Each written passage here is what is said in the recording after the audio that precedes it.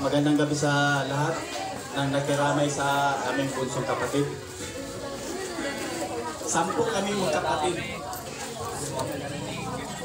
Si Linda yung pinakabunso naming babae. Ako yung pinakabunsong lalaki. Walong kami lalaki. Dalawang babae. Ako yung pinakabunso na lalaki. Si Linda yung talaga namin bunso na babae kasi sila dalawa lang. So ngayon, 10 kami. Naalala niyo dati si Roberto, namatay, yung pangatlo namin. Namatay siya. Tapos ngayon, siyam pa lang kami, pawasan na kami ng isa. Ngayon, dinagdagan pa talaga ng Panginoon. Binuha pa talaga namin yung alam mo to si Inday, sa lahat namin mga kapatid. Hindi matayo perfectong tao. Sa lahat ng kapatid, hindi maiwasan niyang mag-away-away. Diba? Sa lahat ng kapatid, hindi yan maiwasan. Kasamaan ng loob.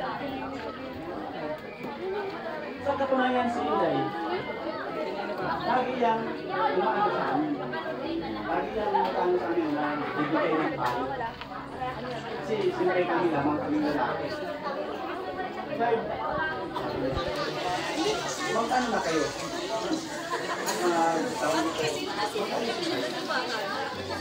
Alam mo to si Inday. Yan, mahal na mahal ko yan. Kasundo kami yan sa lahat ng bagay. Nandito pa ako sa Batong Silang. Mahal na mahal ko yan. Yan kami, punta ako sa bahay nila. Lagi kami nag-uusap ng dalawa. Ngayon, nandito ako nung nakaraang linggo. Renew ako ng lisensya. Yan, pagdating ko nung nakaraang linggo, diretso agad ako sa bahay nila. Diretso agad ako sa bahay nila. Parang, ang sa akin, pagpunta ko sa bahay nung nakaraang linggo, sabi sa akin, parang iniiwasan niya ako. Gusto mo kape? Pero dati-dati, magkatabi kami niya, magkwentuhan. Kwentuhan kami sa buhay-buhay. Tapos, noong linggo, nagulat ako, bakit hindi siya humaharap sa akin? Nagsasalita siya, doon sa kusina. Sabi ko, bakit kaya? So, ngayon sa makatuwid, umuwi na ako ng Palawan. Ano pala siya, na-stroke. Dito pa ako nung na-stroke, siya pinagtulong-tulungan, Merkulis. Tapos yung sinugod na sa ospital,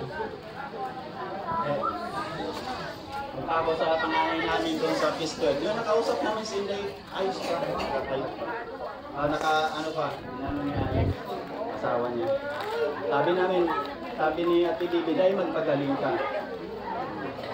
Sabi niya, nagsalita siya, oo, pagaling ako. Hindi, una kami, kalma na kasi lumalaban siya. Tapos ngayon, kampante na yung loob ko. Tapos pagdating ng Biyernes ba yun? Ang sabi ng nurse, tutubuhan.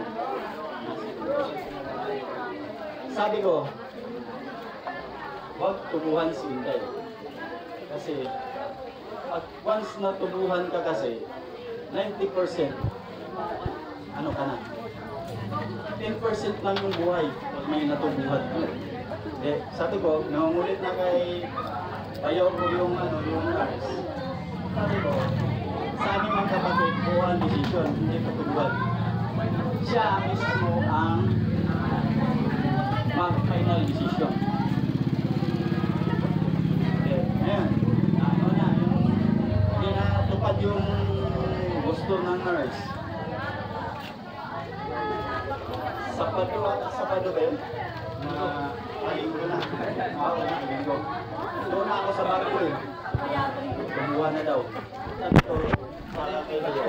Final decision. Pagdating ko ng Palawan, linggo ng music, napalitan ko yung mahal kong kapatid. Parang sabi ko sa sarili ko,